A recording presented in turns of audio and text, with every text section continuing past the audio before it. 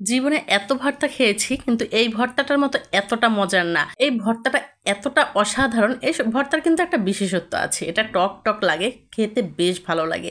পাতলা খিচুড়ির সাথে কিন্তু অমৃতর মতো স্বাদ, এতটা ভালো লাগে। যারা টক ভর্তা খেতে পছন্দ করেন, টক জাতীয় একটু খাবার খেতে বেশি পছন্দ করেন, তাদের জন্য কিন্তু পারফেক্ট একটা রেসিপি। আর গরম ভাতও বেশ ভালো লাগে।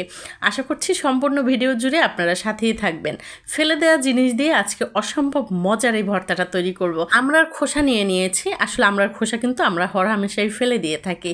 তো এখানে হচ্ছে আমরার খোসাগুলো পানির মধ্যে দিয়ে দিয়েছি, সামান্য পরিমাণে হলুদ আর হচ্ছে লবণ দিয়ে একটু সিদ্ধ করে নিয়েছি। বেশি সময় লাগে না, 2 থেকে 3 মিনিটের মধ্যেই দেখবেন একবারে আমরার খোসাগুলো নরম হয়ে গেছে।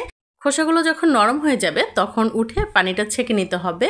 আর এখানে অন্য একটা ফ্রাই প্যানের মধ্যে এই যে চিংড়ি দিয়ে দিলাম, আর রসুন, পেঁয়াজ আর হচ্ছে কাঁচা পাকা মরিচ।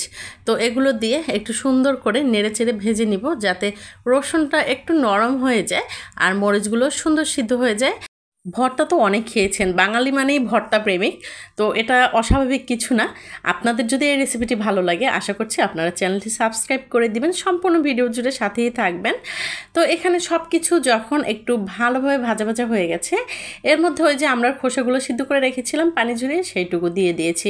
দিয়ে নেড়ে চেড়ে এখন হচ্ছে সুন্দর করে একবারে ভাজা ভাজা করে ফেলতে হবে।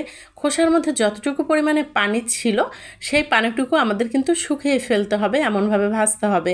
তো এই যে দেখতে পাচ্ছেন কিছু সময় রেখেছি, রেখে যখন একবারে ফ্রাই প্যান থেকে সব কিছু আলাদা হয়ে উঠে আসছে, তখন কিন্তু বুঝতে হবে যে সব কিছু পারফেক্টলি ভাজা হয়ে গেছে। ঠান্ডা হওয়ার পরে একটা শিলপাটা নিয়ে নিয়েছি, তার মধ্যে নিয়ে নিলাম সব উপকরণগুলো।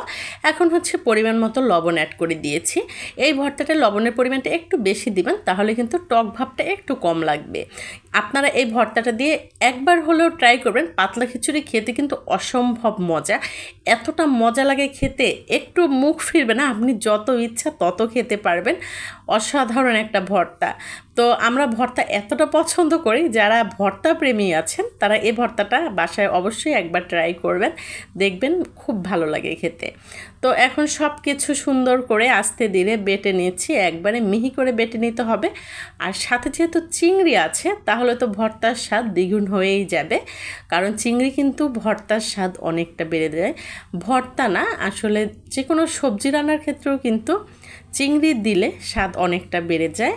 তো এই যে আপনাদের সাথে কথা বলতে বলতে আমার কিন্তু ভর্তা কমপ্লিট হয়ে গেছে, বাটা তুলে নিচ্ছি। কেমন লেগেছে আপনাদের কাছে রেসিপিটি অবশ্যই কমেন্টস করে জানাবেন।